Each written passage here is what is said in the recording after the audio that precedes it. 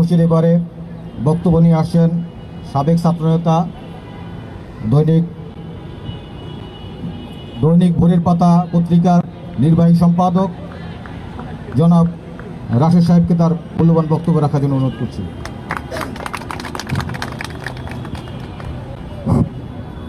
বিসমিল্লাহির রহমানির রহিম। Dhanmondi youth club আয়োজিত আজকের এই বৃক্ষরোপণ কর্মসূচিতে আমাদের মাঝে উপস্থিত আছেন ধানমন্ডি ইউথ ক্লাব সোসাইটির আজকের সভাপতি আমার বন্ধুবর। আমি বিগত সময়ে যাকে দেখেছি এই ধানমন্ডি নিয়ে ভাবতে, কীভাবে ধানমন্ডিকে পরিষ্কার পরিচ্ছন্ন রাখা যায় সেই কাজ তিনি দীর্ঘদিন ধরে করে যাচ্ছেন। সাবেক ছাত্রনেতা শেখ খালিদ হাসান জ্যাকি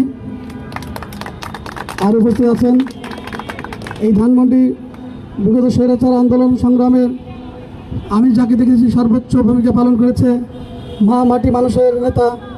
এই ধানমন্ডির এই কলাবাগান, নিউ মার্কেট, এই হাজারবাগের প্রতিটি মানুষের জনগণের হৃদয়ে যার মণিকোঠায় যে অবস্থান করে নিয়েছেন আমাদের প্রিয় বড় ভাই বাংলাদেশ জাতীয়তাবাদী দল বিএনপির নির্বাহী সদস্য শেখ রবিউল ইসলাম রবি ভাই, আরও যারা উপস্থিত আছেন সবাইকে আমার ব্যক্তিগত পক্ষ থেকে আসসালামু আলাইকুম। আসলে আজকে বক্তব্য দেওয়ার কিছু নেই। আজকে এই যে সুন্দর একটা উদ্যোগ, আমরা এই যে গরমে বসে আছি, রোদ্দুরে মধ্যে বসে আছি, আমরা সবাই উপভোগ করতেছি যে কী পরিমাণ তাপমাত্রা বৃদ্ধি পেয়েছে।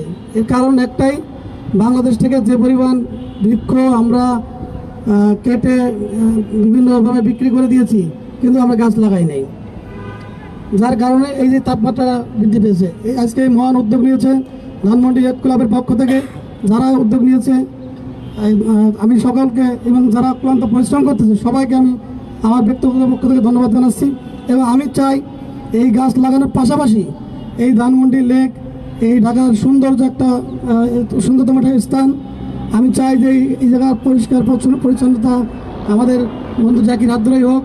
আগামী দিনে এই ধানমন্ডি গড়ে উঠবে সুন্দর পরিবেশে মানুষ বসবাস করবে, আমি সেই আশা ব্যক্ত করছি এবং সকলকে ধন্যবাদ জানিয়ে আমি আমার বক্তব্য শেষ করছি। আসসালামু আলাইকুম।